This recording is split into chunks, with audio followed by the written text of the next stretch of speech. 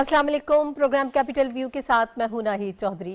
नाज़रीन, प्रोग्राम में सबसे पहले हम बात करेंगे वज़ीर-ए-आज़म शहबाज शरीफ साहब ने आज बलूचिस्तान का दौरा किया है और बड़ा अहम दौरा इस हवाले से भी है कि सैलाब के दिनों में भी हमने देखा कि इन तमाम तर इलाकों को उन्होंने फोकस किया हुआ था और वो जा रहे थे, लोगों से मिल रहे थे और जायज़ा ले रहे थे कि क्या हालात हैं। और उसके बाद जिस तरह से उन्होंने वादा किया था कि हम कोशिश करेंगे कि जितने हमारे वसाइल हैं उनके अंदर रहते हुए फौरी तौर पर इन इलाकों में आबादकारी का काम जो है वो तेज़ी से शुरू कर दिया जाए। तो आज सोहबतपुर वहाँ पर वो गए हैं और इस दौरे में उन्होंने तालीम के हवाले से, चूँकि हमेशा से उनका फोकस रहा है, आज उन्होंने अनाउंस किया है कि जैसे जनूबी पंजाब में उन्होंने दानिश स्कूल्स का आगाज़ किया था और उसका एक जाल बिछाया था, वहाँ पर उसी तर्ज के जो है बहुत सारे स्कूल, तकरीबन 12 स्कूल बताए जा रहे हैं, वो मॉडल स्कूल्स जो हैं उनका इजरा किया जाएगा बलूचिस्तान में। और इस इलाके में जो पसमानदा इलाका है वहाँ पर ज़्यादा हम तालीम को जो है फोकस करेंगे ताकि वो गरीब बच्चे जो है वो तालीम हासिल कर पाएँ। तो ऑब्वियसली तालीम और सेहत की तरफ तवज्जो देना बहुत ज़रूरी होता है और इससे बहुत सारी जो चीज़ें हैं वो बेहतर हो जाती हैं। उसके साथ साथ सैलाब से जो नुकसानात हुए, उन्होंने कहा मैंने अपनी ज़िंदगी में ऐसा सैलाब कभी नहीं देखा, इसके लिए हमें कई 100 अरब रुपए दरकार है मज़ीद काम करने के लिए, चीज़ों को सेट करने के लिए। हम अपने तय कोशिश कर रहे हैं। उन्होंने जनेवा में जो 9 तारीख को डोनर्स कॉन्फ्रेंस हो रही है उसके हवाले से भी उसका भी जिक्र किया कि हम जनेवा जा रहे हैं और वहाँ पर भी हम इंटरनेशनल कम्युनिटी को जिस तरह से इंगेज कर रहे हैं, उनको बता रहे हैं कि हम इस वक्त किस मसले का शिकार हैं। तो वहाँ पर भी हमें ये उम्मीद है कि पाकिस्तान के इस मसले को समझा जाएगा और इस हवाले से जो है मस्बत हमें जवाब मिलेगा। तालीम और सेहत के अलावा फिर वहाँ पर बलूचिस्तान में हमने देखा कि जो इंफ्रास्ट्रक्चर तबाह हो गया है उसकी तरफ भी ख़ास तौर पर उन्होंने फोकस किया है।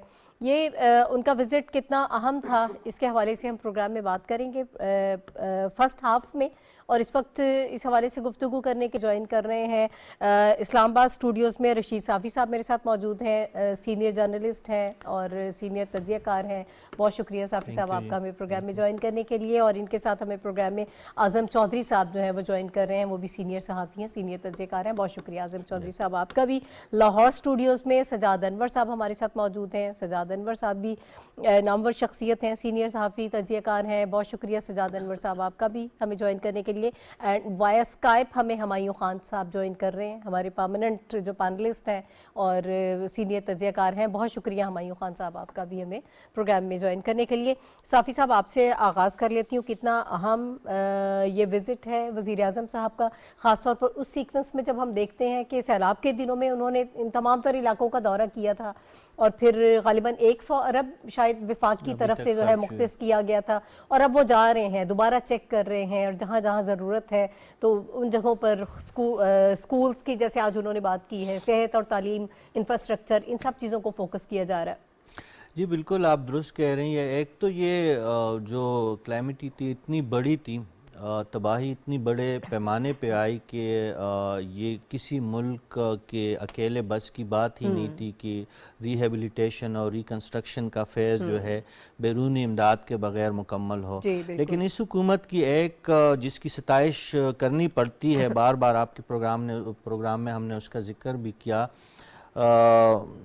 कि वज़ीर-ए-आज़म साहब ज़ाती दिलचस्पी जो उनको सैलाब-ज़दगान के हवाले से उनकी दिलचस्पी है और बहाली के कामों और अब जो रिकन्स्ट्रक्शन और रिहेबिलिटेशन का जो काम है, इनको अपने ज़ाती निगरानी में वो देख रहे हैं। और एक दिन वो बलूचिस्तान पहुँचे होते हैं तो दूसरे दिन फिर डेरा गाजी ख़ान और डेरा इस्माइल ख़ान में मौजूद होते हैं, तो फिर गिलगित बल्तिस्तान चले जाते हैं। जहाँ जहाँ पे भी सैलाब ने तबाही की तो वज़ीर-ए-आज़म साहब उन इलाक़ों में जो ज़्यादा मुतासरा इलाक़े हैं, सिंध के कई इलाक़ों में कई मरतबा वो गए हैं। बलूचिस्तान आप के इल्म में 3-4 मरतबा सैलाब के बाद वज़ीर-ए-आज़म साहब इतनी मसरूफ़ियत के बावजूद वहाँ पे गए हैं। तो एक जो इंसानी हमदर्दी का जो जज्बा दिखा रहे हैं वज़ीर-ए-आज़म साहब, वो काबिल इस्ताइश है। दूसरी बात मैंने आगाज़ में कह दी कि ये हुकूमत की बस की बात ही नहीं है। चाहे अगर ये यूनाइटेड स्टेट्स की हुकूमत होती और उन पे भी इतनी बड़ी आफत आती तो शायद वो भी इनसे अकेले में नहीं निपट सकती, वो उनकी हुकूमत भी। तो हुकूमत अपने तौर पे काम कर रही है। वज़ीर-ए-आज़म साहब और उनकी टीम का जो इंसानी हमदर्दी का जो इजहार बार बार कर रहे हैं और स्पेशली जो सूबाई हुकूमतों को हौसला देने के लिए मुतासरा इलाक़ों में उनकी बार बार जो जाना है वो काबिल सिताइश है। اب مسائل بہت ہیں، سردی کی شدت میں اضافہ ہے، ٹینٹوں میں رہنا محال ہے. ہم جو اسلام آباد اور لاہور اور کراچی اور پشاور کے لوگ ہیں، کمروں کے اندر بھی گرم نہیں ہوتے اور سردی کا احساس زیادہ ہوتا ہے. تو آپ خود امیجن کریں کہ ان ٹھنڈے علاقوں میں جہاں نیچے پانی اور اوپر جو آپ ایک ٹینٹ میں معصوم بچوں اور بزرگوں اور بوڑھوں کے ساتھ موجود ہو تو ان کی تکالیف کتنی ہوگی.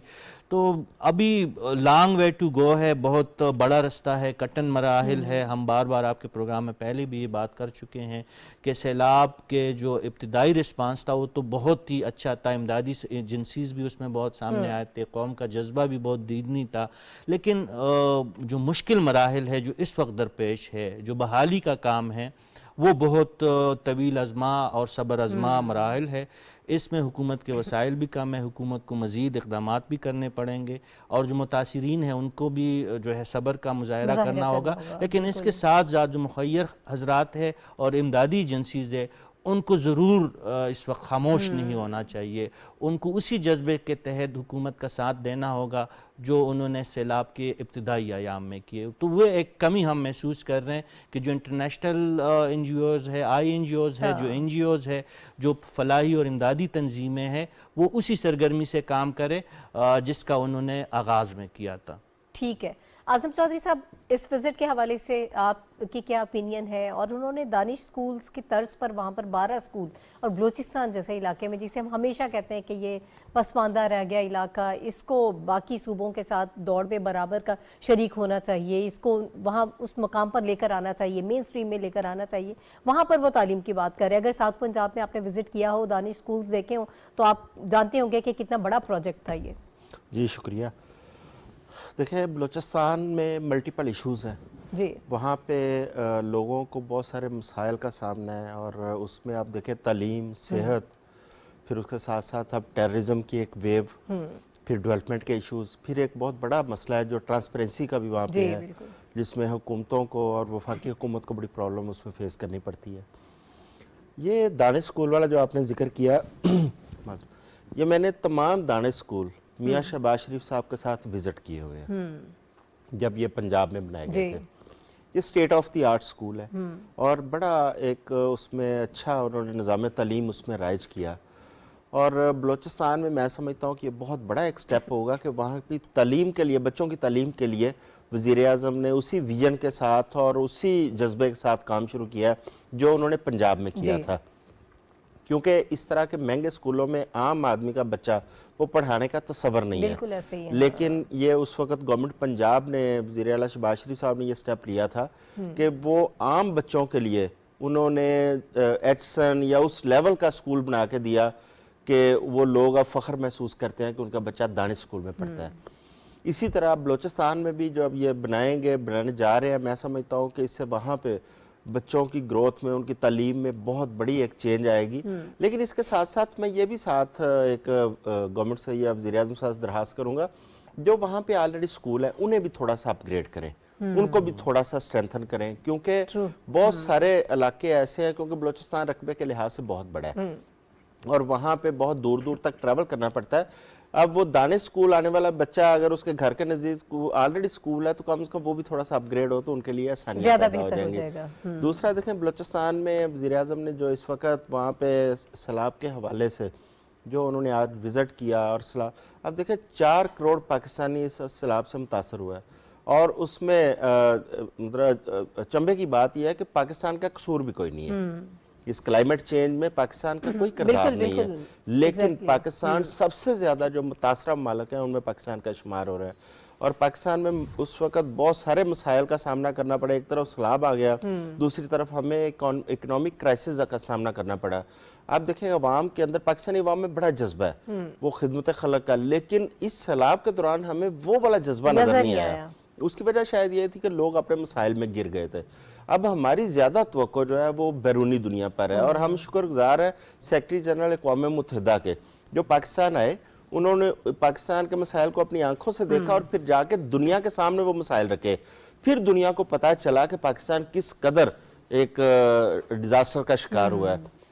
لیکن اب جو گورنمنٹ سٹیپ کرنے جا رہی ہے کہ جو فورن ڈونرز ہیں ان کو انوالو کر کے ہمارے، کیونکہ اس کے علاوہ صاحب ٹھیک کہہ رہے ہیں کہ گورنمنٹ اتنا خود نہیں کر سکتی، کوئی حکومت نہیں ہمیں کم سے کم 30-32 ارب ڈالر چاہیے ان کی ریہیبلیٹیشن کے لیے، اور اس وقت جو موسم سخت ہو رہا ہے وہ ان کے لیے بہت ایک شدید مسئلہ ہے، ہو چکا ہے، بلکہ اتنا شدید موسم ہو چکا ہے، اور وہاں پہ برف باری بھی شروع ہو چکی ہے بہت سارے علاقوں میں، اور ان کے لیے، اور سندھ میں بھی آپ دیکھیں وہاں پہ بھی بے شمار ابھی لوگ ہیں، بہت سارے علاقے جہاں سے پانی ابھی تک نہیں اترا، وہ لوگ ابھی تک اپنے فیملیوں کے ساتھ سڑکوں کے اوپر بیٹھے ہوئے ہیں۔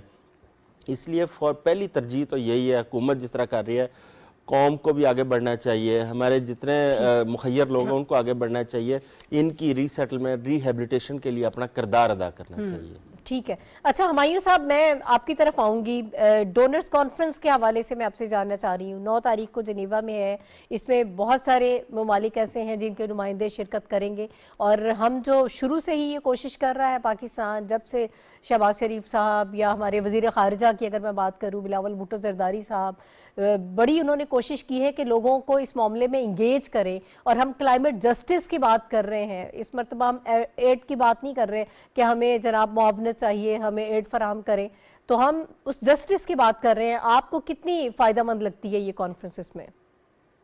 جی تھینک یو ناہید، میرا خیال ہے یہ بہت ٹائملی ہو رہی ہے، کیونکہ اس وقت جس طرح کی ابھی آپ نے رشید صاحب نے بھی کہا، اعظم صاحب نے بھی کہا، سردیوں کا یہ ٹائم آ گیا، اور جس میں فلڈ کا جو انیشل رسپانس تھا، گورنمنٹ آف پاکستان نے بڑا ایکسلنٹ کام کیا، اس کے ساتھ ساتھ انٹرنیشنل آئی این جی اوز اور ہمارے جو لوکل فلاحی ادارے جو تھے ان کا بھی بڑا زبردست رول تھا، اور پھر پاکستانی پاپولیشن جو ہے، جو ہماری عوام ہے، اور ایک محتاط اندازے کے مطابق کہا جاتا ہے کہ دنیا کی سب سے زیادہ فلنتھرافک قوموں کے اندر اس کا شمار ہوتا ہے، جب بھی کبھی مسائل کا سامنا ہوا تو ہم سارے اکٹھے ہو جاتے ہیں، اس دفعہ بھی۔ اور پھر اس کے بعد میڈیا کا جو رول ہے وہ بھی بڑا اہم تھا، ہم نے بہت زیادہ اس کے اوپر کوریج کی، تمام میڈیا نے، پرائیویٹ نے بھی اور اسٹیٹ نے بھی، ان ساری چیزوں نے جو پہلا رسپانس تھا اس میں تو بڑا افیکٹو جو ہے ہم نے جو ڈیمیج کنٹرول کا تھا وہ کیا۔ اب جو اعظم صاحب نے بھی کہا، جو ایک محتاط اندازے کے مطابق کہا جا رہا ہے کہ ہمیں جو انیشل نقصان پہنچا ہے وہ 34 سے کچھ 40 ارب ڈالر کا ہے، اور پھر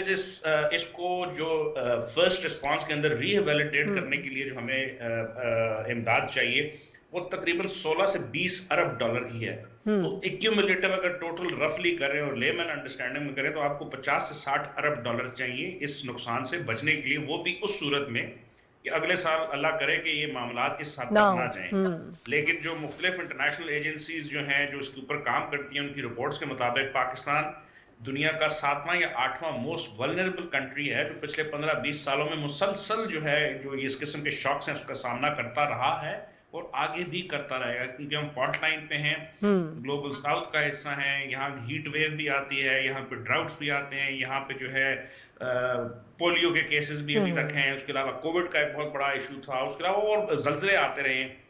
تو یہ ہمیں یہ دیکھنا ہے کہ اگلے سال بھی یہ چیزیں بڑھ سکتی ہیں۔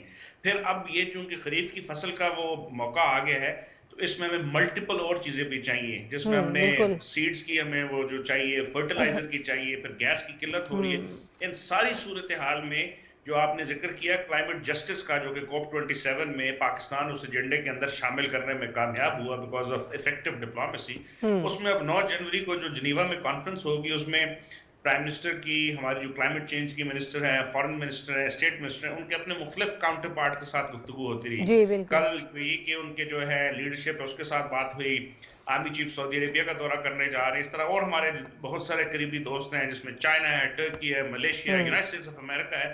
تو میرا خیال ہے یہ بہت ٹائملی ہے کہ اس وقت 9 جنوری کو جو ہے اس کلائمیٹ جسٹس کی بات کو بڑھاتے ہوئے اور ان ساری چیزوں کو، اور ہم چونکہ اس وقت آئی ایم ایف کے پلان کے اندر بھی ہیں، ہماری اکنامک سچویشن کے اندر بھی جو ہے معاملات جو ہیں وہ تھوڑے سے گڑبڑ ہیں، تو ان ساری چیزوں کے ساتھ دنیا کے آگے یہ رکھنا کہ یہ جو کچھ ہم سہ رہے ہیں اس میں ہمارا قصور لیس دین 0.1% ہے، اور ہمیں نقصان جو ہوا وہ دنیا کے 7ویں 8ویں بڑے ملک کی حیثیت سے ہوا۔ تو ہمیں جو ہے جسٹس چاہیے اور ہماری ہیلپ کرنی چاہیے، اور یہ کوئی بھی ملک ہو، چاہے یہ ڈیولپنگ کنٹری ہو، چاہے دی موسٹ ڈیولپ کنٹری امریکہ جس کا وہ ہے، اگر وہاں پہ بھی اس قسم کی کیٹاسٹرفی آ جاتی تو یہ شاید وہ اکیلا کرنے سے قاصر ہوتا۔ بالکل صحیح، دنیا کو اس ایشو کے اوپر مل کے بات کرنی، اور 9 جنوری کو جو ہے اب ہم دیکھیں گے کہ وہ دنیا کس طرح ریسپانس کرتی ہے۔ ठीक है इंशाल्लाह। अच्छा मैं चाहती हूँ सजाद अनवर साहब, सर आप थोड़ा सा इस पर रिस्पॉन्ड कर दें। हम इंटरनेशनल कम्युनिटी को तो इंगेज कर रहे हैं और बड़ी कामयाबी से उनको इंगेज किया जा रहा है, अपना मुकदमा उनको बता रहे हैं कि पाकिस्तान का तो इसमें कोई कसूर नहीं है। हमारे जैसे जो डेवलपिंग कंट्रीज़ हैं, हमारे लिए ये मसाइल और ज़्यादा बढ़ जाते हैं जब इस किस्म की चीज़ें हम फेस करते हैं। सर लेकिन लोकल लेवल पर जो हमारी तैयारी होनी चाहिए, थोड़ा सा उसके हवाले से भी मैं आपसे जानना चाहती हूँ कि अब हमें मालूम है कि इस किस्म की कुदरती आफात आती रहती हैं, वसाइल नो डाउट हमारे पास बहुत कम है, लेकिन सूबों की सतह पर किस तरह से इसको इन तमाम तर चैलेंजेस से निपटा जा सकता है?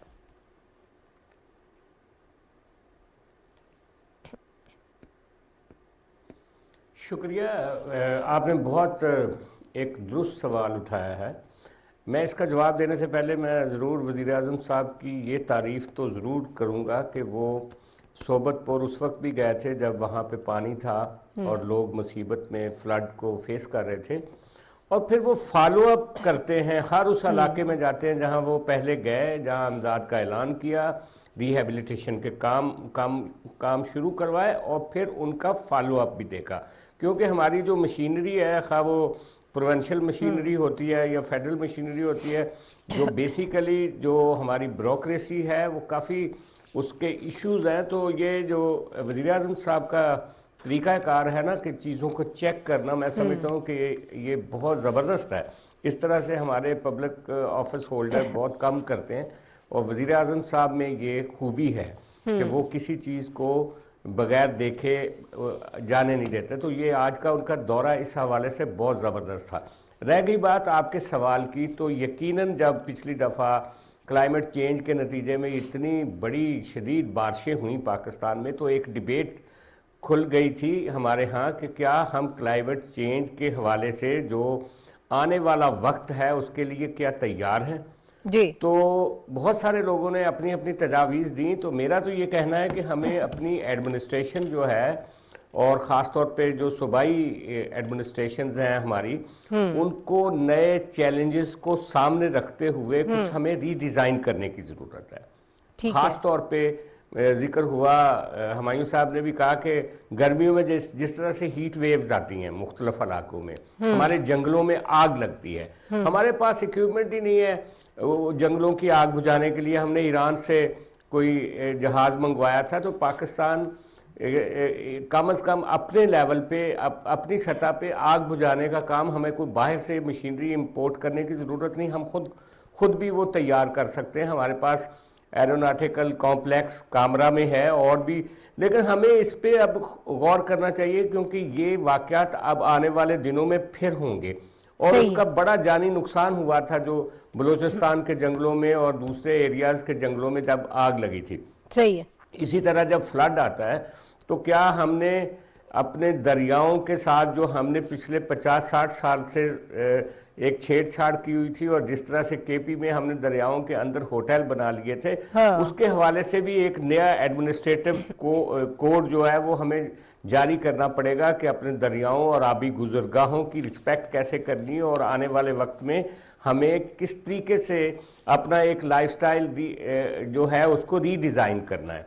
इसी तरह वो इलाके जो कि बहुत वल्नरेबल हैं फ्लड के हवाले से, वहाँ पे चेयरमैन बिलावल भुट्टो जरदारी ने भी कहा था और वज़ीर-ए-आज़म साहब ने भी कहा था और पुराने हमारे जो पिछले आर्मी चीफ हैं जनरल बाजवा, उन्होंने भी कहा था कि हम ऐसे घर बना के देंगे लोगों को कि जो आइंदा सैलाब से मुतासर नहीं होंगे। लेकिन उस प्रोजेक्ट पे क्या हुआ उसका अभी तक हमें यकीनन फंड्स की कमी है और वसाइल की भी कमी है, लेकिन उसके हवाले से कुछ फंड्स रखे गए थे लोगों के घर बनाने के लिए, उसके फ्रंट से अभी तक को खबर नहीं आई हमें।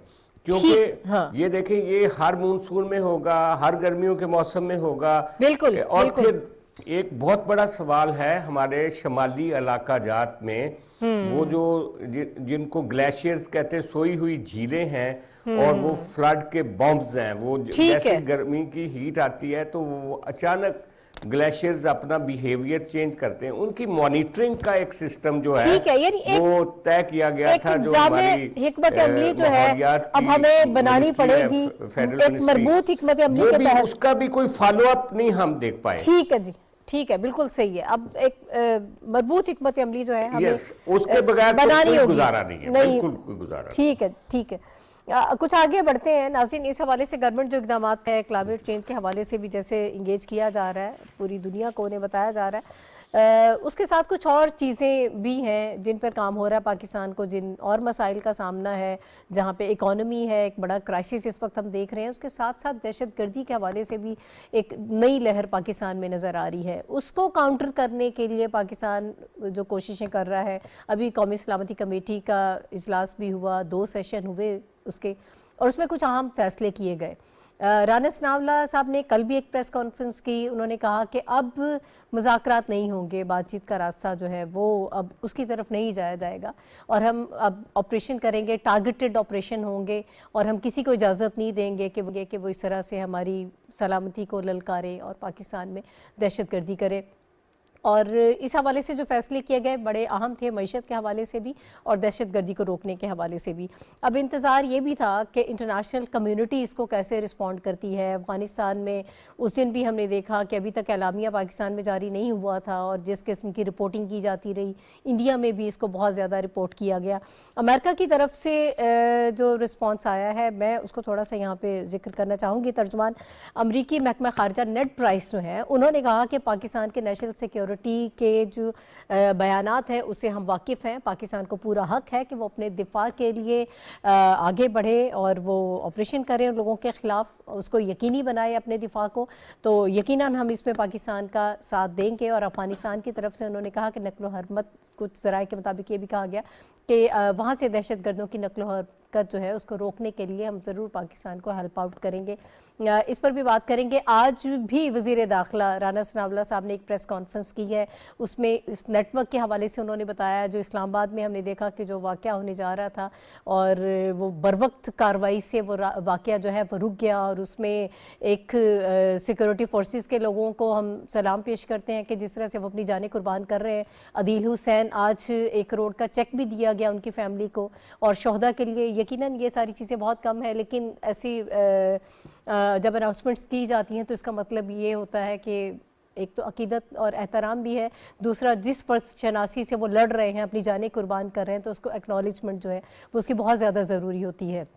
انہوں نے کچھ لوگوں کے نام بھی بتائے ہیں، سوابی اور پشاور سے بھی لوگوں کو گرفتار کیا گیا، 10 افراد کے حوالے سے بتایا جا رہا ہے، اور انہوں نے کہا کہ اس پورے نیٹ ورک کو ہم گرفتار کر رہے ہیں.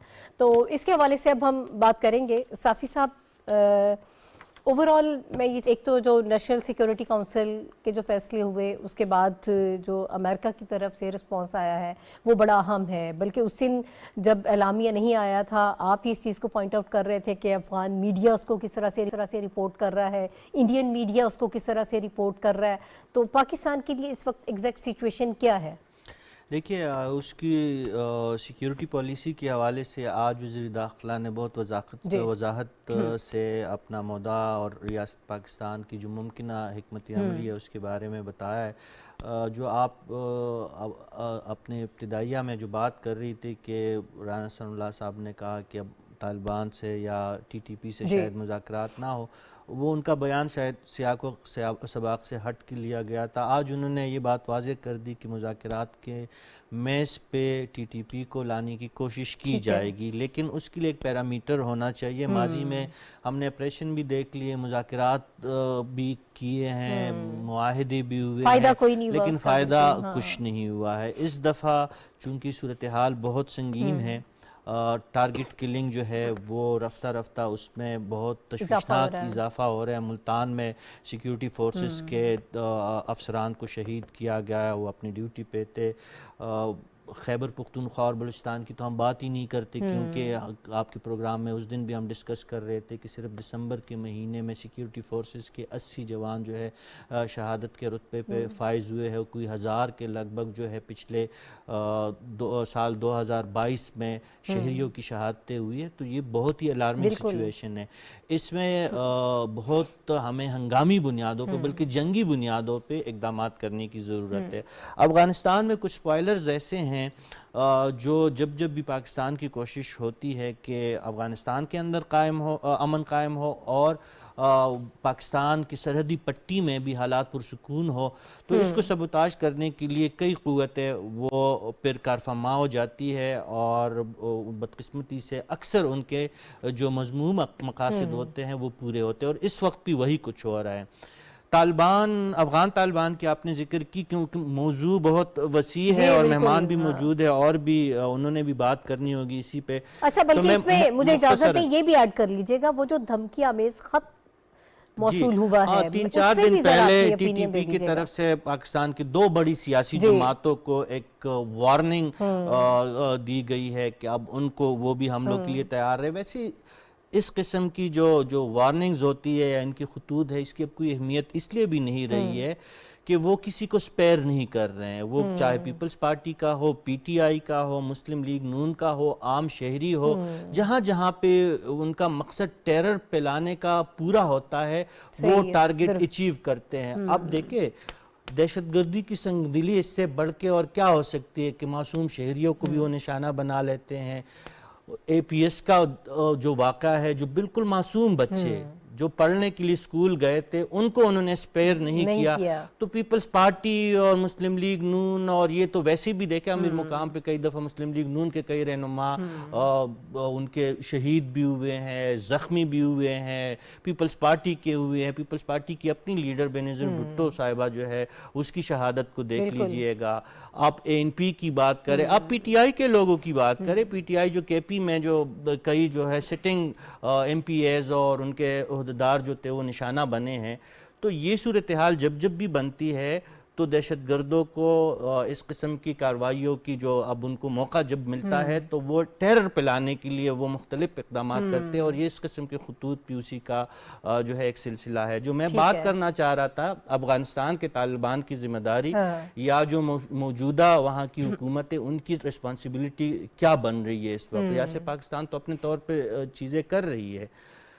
طالبان نے دنیا سے دوحہ میں یہ وعدہ کیا تھا کہ ان کی سرزمین جو ہے کسی اور ملک کے خلاف استعمال نہیں ہوگی، بدقسمتی سے استعمال ہو رہی ہے۔ ایک بات، اس بات کو انہوں نے انشور کرنا ہے۔ دوسری بات یہ ہے کہ ٹی ٹی پی سے جب مذاکرات ریاست پاکستان شروع کر رہی تھی کچھ مدت پہلے پی ٹی آئی کے دور میں، تو اس وقت بھی افغان طالبان نے فیسیلیٹیٹر اور ضامن بننے کی جو ہے ایک پیشکش اپنے طور سے کی تھی، اس کو پاکستان نے ایکسیپٹ کیا تھا۔ اب دہشت گردی پاکستان میں ہو رہی ہے، اسلام آباد کے دروازے پہ دہشت گردوں نے دستک دے دی ہے، ملتان میں دہشت گردی ہو گئی ہے، کراچی محفوظ نہیں ہے، بلوچستان اور کے پی کی تو میں بات ہی نہیں کر رہا۔ اب ایسے میں افغان طالبان کی ذمہ داری بنتی ہے کہ وہ دوحہ ایگریمنٹ اور اس کے بعد طالبان کے ساتھ مذاکرات شروع کرنے کا جو عمل تھا اس میں انہوں نے جو ثالث بننے کا جو ایک خود ایک پیشکش کی تھی، اپنی ثالثی نبھانے کا اور اپنی سرزمین کو جو پڑوسی ممالک خصوصاً پاکستان کے خلاف استعمال کرنے سے انہیں روکنا ہوگا۔ ٹھیک ہے، اچھا آپ مجھے یہ بتائیے گا سر کہ ہو سکتا ہے ایسا، ہم پہلے بھی یہ بات کرتے ہیں کہ افغانستان کہتا تو ہے، اسٹیٹمنٹ تو دیتا ہے کہ ہم اپنی سرزمینیں استعمال نہیں کرنے دیں گے، لیکن جہاں خود اس نے آپریشنز کرنے ہوتے ہیں، جو ایسے گروپ ہیں جو ان کے خلاف ہیں، طالبان حکومت اور بری حکومت کے خلاف، وہاں پہ وہ آپریشن کرتے ہیں، پھر وہ تھوڑا سا یہ بھی کہا جاتا ہے کہ وہ ول بھی نہیں ہے، شاید اس لیے بھی نہیں کیا جاتا، اور ابھی بھی بڑی سخت قسم کی سٹیٹمنٹس آ رہی ہیں، کچھ ایسا ہمیں نظر نہیں آ رہا۔ اگرچہ رانا ثناء اللہ صاحب نے کہا ہے کہ ہم بات چیت کریں گے افغان حکومت کے ساتھ، اس سارے مسائل کو ہم ڈسکس کریں گے، لیکن کچھ پازیٹیوٹی نظر نہیں آ رہی۔ دیکھیں جیسے کہ صاحب کہہ رہے تھے کہ انہوں نے ایک ایگریمنٹ کیا تھا دوحہ میں جی کہ ان کی سرزمین کسی کے خلاف استعمال نہیں ہوگی، لیکن جب ہمارے ٹی ٹی پی کے ساتھ مذاکرات چل رہے تھے، ان مذاکرات میں جب ڈیڈ لاک آیا اس وقت افغان گورنمنٹ کی جانب سے ہمارے اوپر ایک دباؤ بڑھایا گیا تھا کہ یہ لوگ، کیونکہ افغانستان میں بھی بہت سارے واقعات ہو رہے تھے کہ ان کو آپ پاکستان میں ایک سیف جو ہے نا وہ آپ انٹری دیں، جو کہ اسٹیٹ کے لیے ممکن نہیں تھا۔ دوسرا وہ ان کی ڈیمانڈ تھی ٹی ٹی پی کہ آپ فاٹا کی پرانی پوزیشن بحال کریں، وہ بھی ممکن نہیں تھا۔ اچھا، یہ اس قسم کا جو افغان گورنمنٹ کا یہ بیہیویئر تھا، یہ تھوڑا سا ہمارے لیے حیرانگی کی بات تھی، کیونکہ پاکستان میں ایک پرسیپشن پائی جاتی تھی کہ افغان گورنمنٹ پاکستان کی دوست حکومت ہے اور اب یہ والے ٹیررزم والے مسائل کا ہمیں سامنا نہیں کرنا پڑے گا، کم از کم اب پاک افغان بارڈر جو ہے نا وہ ہمارا سیف ہو جائے گا۔ اور جب ہم نے 14-15 سال ماضی میں جو ٹیررزم ہم نے فیس کی، اس کے اندر آپ دیکھیں نیشنل ایکشن پلان کے تحت اور ایپیکس کمیٹیاں تھیں اور ہمارے تمام سیکیورٹی فورسز جو ہے نا وہ اس پہ انہوں نے بڑی ورکنگ کی اور بڑی اس میں ان کی قربانیاں ہیں. ہمارے لاکھوں کی تعداد میں پاکستانی اس میں شہید ہو چکے ہیں اب تک، جس میں سیکیورٹی فورسز کے افسران اور لوگ بھی شامل ہیں. اس کے باوجود ان کا دوبارہ کھڑے ہونا، افغان طالبان یہ جو ٹی ٹی پی ہے دوبارہ ان کا کھڑے ہونا اور اس کے بعد اسٹرینتھن ہو کے پاکستان میں انٹر ہونا، یہ ایک لمحہ فکریہ ہے ہمارے لیے. ہمیں وہ وجہ بھی اور وہ تلاش بھی کرنا پڑے گا اس کا ذمہ دار کون ہے. یہ دوبارہ پاکستان میں معذرت کے ساتھ اب عمران خان صاحب آن دا ریکارڈ کہہ چکے ہیں کہ اپنے دور میں انہوں نے فیصلہ کیا تھا کہ 40 سے 50 ہزار ایسے جو ٹی ٹی پی کے لوگ اور اس قسم کے جو تھے جو افغانستان میں مقیم تھے، جو پاکستان کو مطلوب تھے، وہ لوگ ان کو واپس لا کے بسانے کا منصوبہ پی ٹی آئی کے دور میں تیار ہو چکا تھا، اور جس کا بھی میں وہی عرض کر رہا ہوں کہ ہمیں وہ بھی ذمہ داری کا تعین کرنے کی ضرورت ہے کہ کون ہے اس کا ذمہ دار جس نے ان کو سیف انٹری دی اور وہ دوبارہ یہاں پہ آباد کاری ہوئی اور وہ اسٹرینتھن ہوئے ہیں، اور اس کے بعد وہ اسلام آباد تک ان کی رسائی نظر آئی ہمیں کہ یہاں پہ جو انہوں نے ایک مضموم یہاں پہ اٹیک کیا، اور پاکستان کے باقی شہر بھی ان کے ٹارگٹ پہ ہیں. اب ایشو اصل میں یہ ہے کہ یہ ایک ایسا ہمارا ایک نقطہ ہے جس کے اوپر سیاست نہیں ہو سکتی. کوئی بھی سیاسی پارٹی، چاہے وہ پی ٹی آئی ہو، مسلم لیگ پیپلز پارٹی، یہ سیاست سے بالا تر ہو کے نیشنل سیکیورٹی کا ایشو ہے. بالکل اس پہ ایک دوسرے کے ساتھ کھڑے ہونا پڑے گا. ایک یہ اور ایک معیشت کا ایشو، یہ دو ایشو ہیں، لیکن انفارچونیٹلی اس پہ ہمیں سیاست نظر آ رہی ہے جو کہ ہماری اسٹیٹ کے لیے ایک پرابلم ہے اور ہمارے راہ میں وہ روڑے اٹکا رہی ہے. ٹھیک ہے، صحیح. اچھا، مجھے ہمایوں صاحب کی طرف جانا ہے. ہمایوں صاحب، جو امریکی محکمہ خارجہ کی سٹیٹمنٹ آئی ہے اور جو پاکستان کا موقف ہے، ہمارے جو سلامتی کمیٹی میں جو فیصلے کیے گئے ہیں اس کی تائید کی گئی ہے، آپ کیسے دیکھ رہے ہیں سٹیٹمنٹ کو؟ جی ناہید، بڑا اہمیت کا حامل ہے. ایک تو امریکہ کی طرف سے اس وقت کا سٹیٹمنٹ آنا، اور پھر جو ہم پچھلے 3-4 دنوں میں جو نیشنل سیکیورٹی کی 2 بیٹھکیں ہو چکی ہیں اس میں بہت ساری چیزوں کو انڈورس کرنا. لیکن جس طرح بھی رشید صافی صاحب نے کہا، اس کو تھوڑا سا ہمیں کانٹیکسچولائز ہو کے دیکھنا پڑے گا اور چیزوں کو بہت زیادہ اوور سمپلیفائی کر کے اس طرح جو ہے نا، بڑا حساس معاملہ ہے. اس وقت جو ہے اگین ہم پچھلے 4-5-6 مہینوں سے ایک شدید بڑی جو ہے دہشت گردی کی لہر کے اندر آ چکی ہیں، اور جس میں بہت سارے فیکٹرز ہیں. اس میں ہمارے جو ہمسایہ ممالک ہیں، پرٹیکولرلی انڈیا کی طرف سے جو ہے ایک نئی قسم کی رینیوڈ ایفرٹ ہو رہی ہے، اور دوسری جو ہے ہمارے جو اس وقت افغانستان کے اندر جو سیٹ اپ ہے ان کی طرف سے بھی بڑی سٹیٹمنٹس آئی ہیں. تو ہمیں بڑا کوششلی ہو کے دیکھنا پڑے گا اور اس کو جو ہے نظر انداز نہیں ہمیں کرنا پڑے گا کہ ایک تو ان کے پاس کیپیسٹیز کے ایشو ہیں، ان کے اپنے بہت سارے معاملات ہیں، اور دوسرا پاکستان وہ واحد ملک ہے اس وقت بھی، اگر دنیا میں کوئی بھی ملک افغانستان کی عوام کے لیے، 40 ملین عوام کے لیے اور موجودہ جو ڈسپنسیشن ہے اس کو سپورٹ کرنے کے لیے ود کیویٹس جو کہ انٹرنیشنل کمیونٹی کے اوپر بھی ہیں کہ کون کون سی ریکوائرمنٹ ہے ان کی طرف سے، اس کے اندر جو ہے ہمیں اس کو بڑے محتاط انداز سے دیکھنا ہے.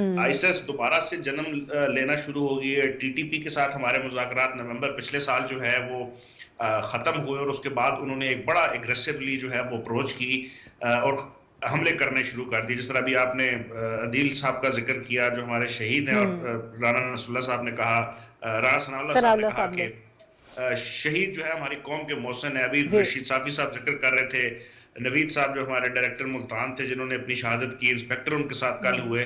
تو میرا خیال ہے ہمیں ان کو نہیں بھولنا چاہیے. ہماری انٹیلیجنس کی جو کمیونٹی کی کوششیں اور ہماری لا انفورسمنٹ کی جو کوششیں ہیں اس پہ کوئی شک نہیں. اور ہمارے جوان جو ہیں، اب تو ہم لاکھ سے اوپر کا فگر ہو چکا ہے جو ہمارے لوگ شہید ہو چکے ہیں. اس ساری صورتحال میں بڑا کلیئرلی ہمیں نیویگیٹ کرنا پڑے گا کہ آپ نے اپنے دوستوں کو تعین کرنا ہے، آپ نے اپنے جو ہمسایہ ممالک ہیں ان کی انٹینشنز کو دیکھنا ہے، اور آپ نے پھر بہت سارے معاملات ہیں جس کے اوپر ہم پچھلے کئی پروگرامز میں بھی ذکر کر چکے ہیں. غربت کا پھیلنا ہو گیا، پھر جو بلوچستان اور فاٹا کے ہمارے جو ایکس فاٹا کے تھے وہاں پہ گورننس کے ایشوز جو ہمارے بنے.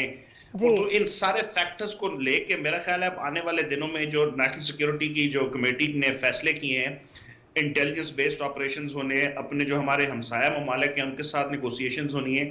تو پاکستان اس وقت جو ایک اکنامک سٹرینگولیشن کی طرف تھا، اس کے ساتھ ساتھ جو سیکیورٹی سٹرینگولیشن ہماری کی جا رہی ہے اس سے بھی ہمیں بچ کے نکلنے کے بہت سارے جو ہے وہ بڑا کیئرفلی ہو کے نیویگیٹ کرنا پڑے گا. اور اس میں جو ہے ہماری لا انفورسمنٹ ایجنسی جتنا ان کا جو ہے شکریہ ادا کیا جائے کم ہے، لیکن ہمیں اپنی گورننس کے اوپر بھی جو ہے جو ہمارے پروونشل گورنمنٹس ہیں ان کو توجہ دینی ہوگی اور ایک بڑی کوآرڈینیٹڈ اپروچ کرنی ہوگی. ہمیں آپس میں ایک دوسرے سے لڑنا نہیں. اگر ہم نے اپنی اکانومی کو سسٹین کرنا ہے اور اگر اپنی سیکیورٹی کو بچانا ہے تو اگر یہ تمام مل کے نہیں کریں گے تو معاملات ٹھیک نہیں ہوں گے. ٹھیک ہے. اچھا جی جی ہمیں یہ بھی پہلو مد نظر رکھنا چاہیے. ہو سکتا ہے کہ پاک افغان تعلقات کو خراب کرنے کے لیے انڈیا یا کوئی اور بین الاقوامی قوت اس میں اپنا کردار ادا کر رہی ہو. ٹھیک ہے. اچھا سجاد انور صاحب سے میں آپ کی طرف آؤں گی. امریکہ اس ساری سچویشن کو آپ کی اپینین میں کیسے دیکھ رہا ہے؟ افغانستان کے حوالے سے انہوں نے کہا کہ بڑا کلوزلی ہم ساری چیزوں کو آبزرو کر رہے ہیں، واچ کر رہے ہیں کہ جو وہاں پر حالات ہیں، اور جو پاکستان میں فیصلے کیے جا رہے ہیں اس کی تائید کی جا رہی ہے. آپ کی اپینین کیا ہے اس پر؟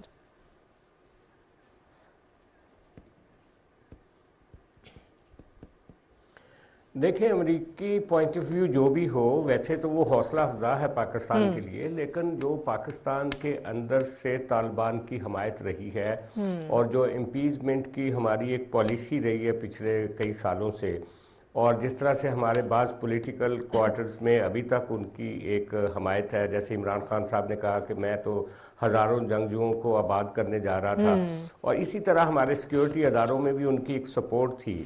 لیکن وقت نے یہ ثابت کیا ہے، اور جو ٹرو پرسپیکٹو یہی سامنے آیا ہے کہ ہم نے افغانستان میں جس کی بھی مدد کی، آپ کو یاد ہوگا جنیوا ایکارڈ کو ضیاء الحق نے ناپسند کیا تھا اور افغان مجاہدین کی مدد کی تھی. اس کے بعد آپ دیکھیں کہ جو اس کے بعد طالبان کو ہم نے اسپانسر کیا تھا کابل میں. اس کے بعد اب اس وقت بھی ایک ایشو تھا کہ وہ ملا برادر کو لے کر آنا چاہ رہا تھا امریکہ، لیکن ہم نے حقانیز کے حق میں ایک وزن ڈال دیا، اور آج وہ انٹیریئر منسٹر ہے مسٹر حقانی وہاں افغانستان میں. ہماری یہ ساری کوششیں پچھلے 15-20 سالوں میں بلکہ 30 سالوں میں کاؤنٹر پروڈکٹیو ثابت ہوئی ہیں. اور حقیقت یہی ہے کہ الٹیمیٹلی افغانستان جیسا بھی افغانستان ہو، خواہ وہ مسٹر غنی کا ہو یا طالبان کا ہو، وہ پاکستان کے اندر جو مسکرینٹس ہیں، جو دہشت پھیلاتے ہیں، الٹیمیٹلی انہی کے ساتھ وہ کھڑے ہوتے ہیں. اور اس کے علاوہ انڈیا جب بھی چاہتا ہے، ہم سمجھتے تھے کہ انڈیا کو ایک موقع کرزئی نے دیا یا فلاں نے دیا، لیکن انڈیا آج بھی افغانستان میں اپنا ایک راستہ دیکھ رہا ہے. تو پاکستان کو ایک تو اوورال اپنی ایک مستقل پالیسی بنانی چاہیے ٹورڈز افغانستان. آپ دیکھیں کہ اس کے علاوہ کہ یہ طالبان نے دہشت گردی کی ایک لہر طالبان کے ذریعے جو شروع ہوئی ہے، چمن بارڈر پہ کیا ہوا تھا، اور اسی طرح جو ہمارے ان کے ساتھ بارڈرز کے اوپر ایشوز ہیں وہ بھی موجود ہیں. تو اس لیے یہ ایک ملٹیپل، ایک تو پاکستان اور افغانستان کے رشتوں کی بات ہے آپس میں، اور دوسری طرف پاکستان کے اندر جو ایک سپلٹ پوائنٹ آف ویو، اب اس کو ختم کرنے کا وقت آ گیا ہے. رانا ثناء اللہ صاحب کی آج کی جو پریس کانفرنس تھی بہت امپورٹنٹ تھی، اور انہوں نے جو ہمارے آرمی چیف صاحب کا یہ کوٹ پڑھ کے سنایا کہ انہوں نے کہا کہ جو بندوق اٹھائے گا، خواہ وہ بلوچستان میں ہو، خواہ وہ کے پی میں ہو، خواہ وہ پنجاب میں ہو، خواہ وہ سندھ میں ہو، اس کے ساتھ کوئی مذاکرات نہیں ہو سکتے. لیکن انفارچونیٹلی آج بھی عمران خان صاحب کہہ رہے ہیں کہ میں سیاسی جماعتوں سے تو مذاکرات نہیں کروں گا ملک کے اندر، لیکن وہ کہتے ہیں جی کہ دہشت گردوں کے ساتھ مذاکرات کیے جائیں. اب یہ اس کہانی کو ختم کرنے کا وقت ہے. ان آوازوں کو ڈسکریج کرنا چاہیے اسٹیٹ لیول پہ، اور ایک آواز بن کے پاکستان جب تک دہشت گردی سے نہیں نپٹ سکتا کبھی بھی اپنی اکانومی کو ٹھیک نہیں کر سکتا.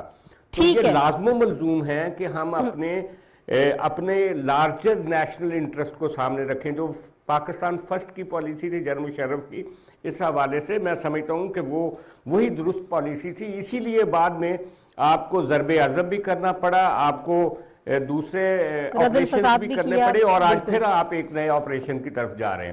مسکرینٹس ہوں، دہشت گرد ہوں، خواہ وہ ریلیجس ملیٹنٹس ہوں یا وہ کوئی نیشنلسٹ ملیٹنٹس ہوں، ان کے ساتھ آپ نیگوشیٹ کرتے ہیں تو آپ کمپرومائز کرتے ہیں اپنی گراؤنڈ پہ. ہاں، جو لوگ ہتھیار رکھتے ہیں اور آپ کے قانون اور آئین کو مانتے ہیں، ان کے ساتھ تو آپ بات چیت کر سکتے ہیں.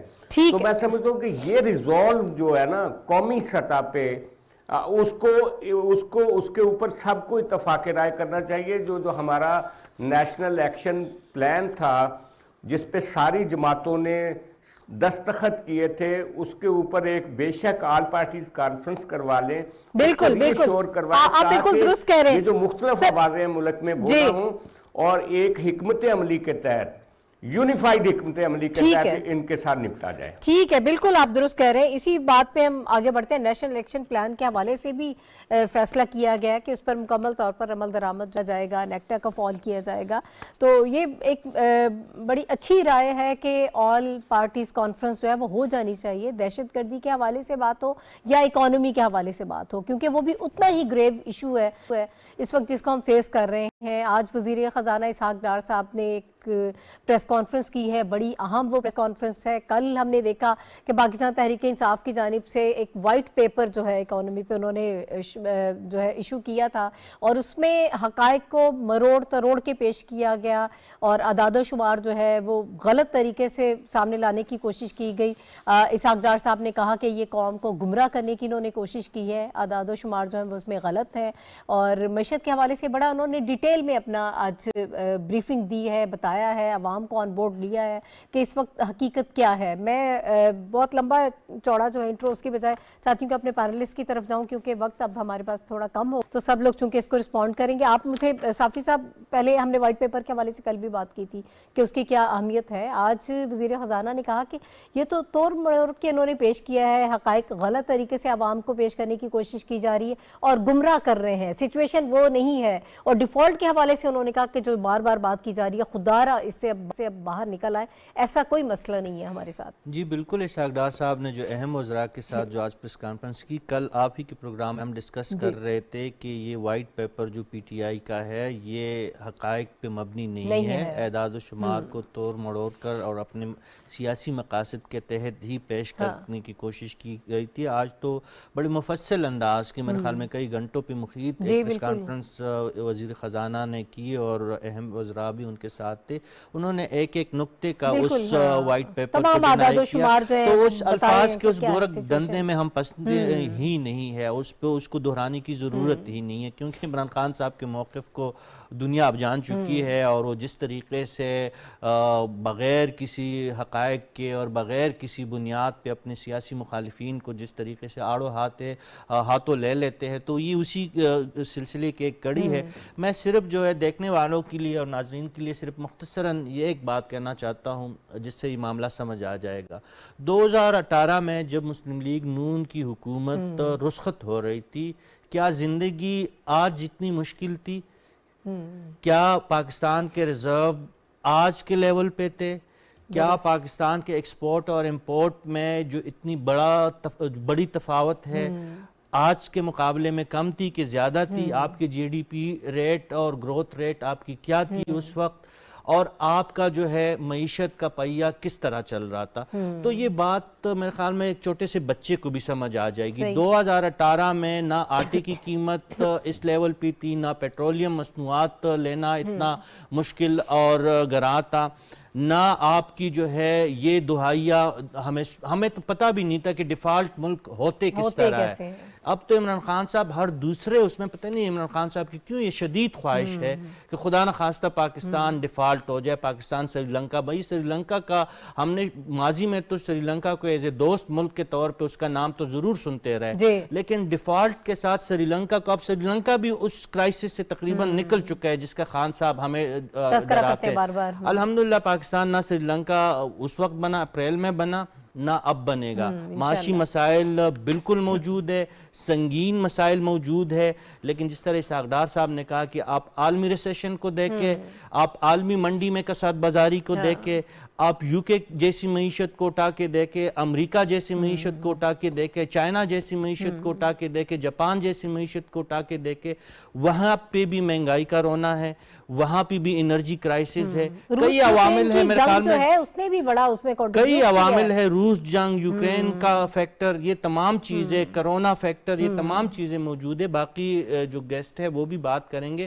میں اتنا ہی کہوں گا جو عمران خان صاحب کے جتنے بھی الزامات تو ماضی میں باقی ان کے سیاسی الزامات جس طرح بے بنیاد تھے، تو پی ٹی آئی کا یہ وائٹ پیپر بھی مجھے بالکل ہی بے بنیاد رکھا ہے. اگر ان کے پاس کچھ حقائق ہے تو سامنے لایا جائے، اور اس کے ساتھ ساتھ جب بھی اس قسم کا وائٹ پیپر جاری کیا جاتا ہے ناہید، تو وہی سیاسی جماعت پھر حل بھی پیش کرتی ہے، تو پی ٹی آئی ہمیں حل بھی بتائیں۔ وقت بالکل کم ہے آپ کے پاس، 1 منٹ ہی ہوگا زیادہ سے زیادہ. میں چاہتی ہوں کہ آپ اس کو رسپونڈ ہی کر دیجئے گا کہ جو انہوں نے بتایا کہ ادویات کی قیمتیں بہت زیادہ ان کے دور میں 300 سے 500% بڑھ گئی تھی، تمام کھانے پینے کی اشیاء جو ہیں وہ بہت مہنگی تھی، وہ کیوں اس کو بول رہے پی ہیں؟ ٹی آئی کے آخری دنوں کی بات کرتا ہوں ان شارٹ. جب پی ٹی آئی کی گورنمنٹ کے آخری دن تھے، اس وقت بھی عوام کی چیخیں نکلی ہوئی تھی، اس وقت بھی عوام روٹی سے، پٹرول سے، ان چیزوں سے بہت تنگ آ چکی تھی.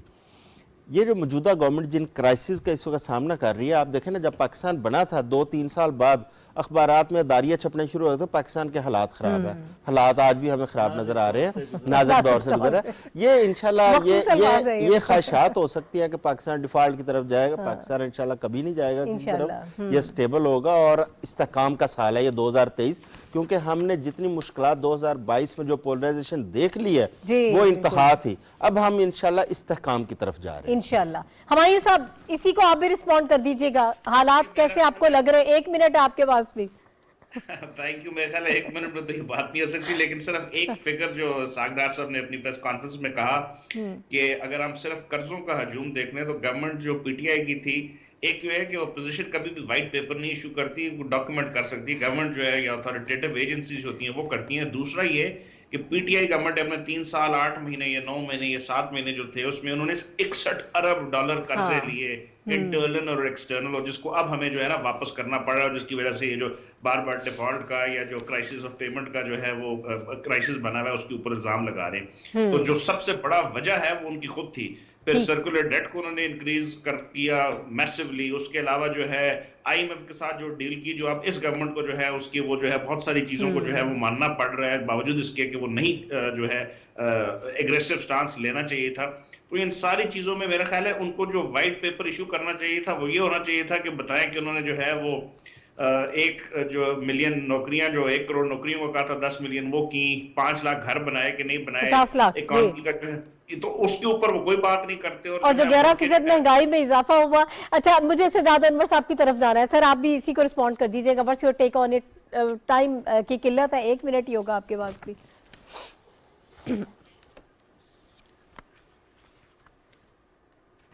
ہاں بالکل، جو پی ٹی آئی ہے وہ تو اس کا تو ٹریک ریکارڈ ہے کہ وہ اعداد و شمار کو تروڑ مروڑ کے اور اپنے مطلب کی بات کرتے ہیں. اور یہ وائٹ پیپر جو تھا اس کو اسحاق ڈار صاحب نے آج کی پریس کانفرنس میں وائٹ واش کر دیا، اور جس طریقے سے محنت کر کے انہوں نے ہر اس سوال کا جواب دیا جو پی ٹی آئی نے اپنے وائٹ پیپر میں اٹھایا تھا. اور آج میڈیا کے سامنے جس طرح سے اوپن ہال تھا، بہت سارے سوالات ان کو ہوئے، اور میں سمجھتا ہوں کہ کچھ آج مختلف پروگرامز میں بھی اس کا کچا چھٹا نکلے گا اور کل اخبارات میں بھی تجزیہ چھپے گا. ریلی اسحاق ڈار نے پی ٹی آئی کا اصلی چہرہ دکھایا اور ان کے وائٹ پیپر کو وائٹ واش کر دیا. ٹھیک ہے، بہت شکریہ سجاد انور صاحب. اور ناظرین، اچھی خبر جو یہ تھی اس میں انہوں نے کہا کہ 30 جون 2023 تک جو ہے انشاءاللہ ہماری مالی پوزیشن جو ہے وہ بہتر ہو جائے گی. یہ ایک اچھی خبر ہے جو وہ دے رہے ہیں. اور انہوں نے کہا کہ نواز شریف صاحب کے دور میں ہم نے آئی ایم ایف پروگرام مکمل کیا تھا، انشاءاللہ اب کا بھی جو ہمارا پروگرام ہے وہ ضرور اس کو مکمل کیا جائے گا. میرے ساتھ جو پینلسٹ موجود ہے، رشید صافی صاحب موجود تھے، اعظم چودھری صاحب، سجاد انور صاحب اور ہمایوں خان صاحب، آپ سب حضرات کا بہت شکریہ. ناظرین، پروگرام دیکھنے کا شکریہ. اگلے ہفتے انشاءاللہ دوبارہ آپ سے ملاقات ہوگی. اجازت دیجیے، اللہ حافظ.